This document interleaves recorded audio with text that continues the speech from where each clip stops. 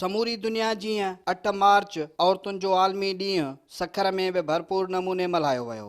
औरतुनि जे आलमी ॾींहं ते सखर जे मुख़्तलिफ़ इलाइक़नि खां मुख़्तलिफ़ शोबनि सां तालुक़ रखंदड़ औरतुनि रैली कढी नियाणियुनि ते थींदड़ ज़ुल्म ख़िलाफ़ नारा हयां। सखर जी मुख्य रैली दुआ चौक खां सखर प्रेस क्लब पहुती। सखर जी ॿी अहम रैली गुलोब चौक खां सखर प्रेस क्लब पहुती। हिन रैलीअ में ॾाढाई आबाद बेदर्दीअ सां क़तल थियल मोनिका लाड़िक ऐं 13 सालनि खां गुम थियल नियाणी फज़ीला सरकीअ जा वारस पिणु हुआ। जन इंसाफ़ लाइ वस वारनि खे अपील कई। बजी बजी बजी थकी पिया हर प्रेस क्लब में असां वेंदा आहियूं ताकि असां फज़ीला सरकी के न्याणी के जल्द बाज़ियाब करायो वञे। हिते औरतुनि जो ॾियारो ते आया आहियूं त असां मज़लूमनि जो बि आवाज़ उथायो वञे ऐं न्याणी वापसि कराई वञे। 2 महीना थी विया आहिनि मुंहिंजे नंढड़ीअ खे कुझु ई न कयो आहे पुलिस हिन महिल ताईं।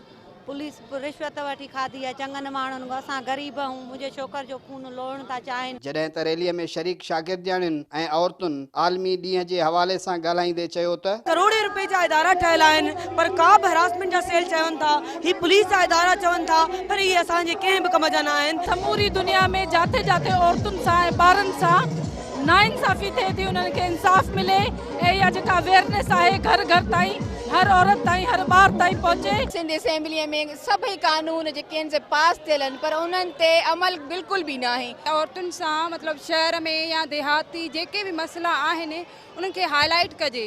जॾहिं असां जेसिताईं मसइलनि खे हाईलाइट न कंदासीं तेसिताईं उहे हल न थी सघंदा। मिली करे सेलिब्रेट कयो आहे, उन्हनि खे ॿुधायो आहे त तव्हांजा राइट्स कहिड़ा आहिनि ऐं कहिड़े तरीक़े सां पंहिंजा राइट्स हासिल करे सघो था।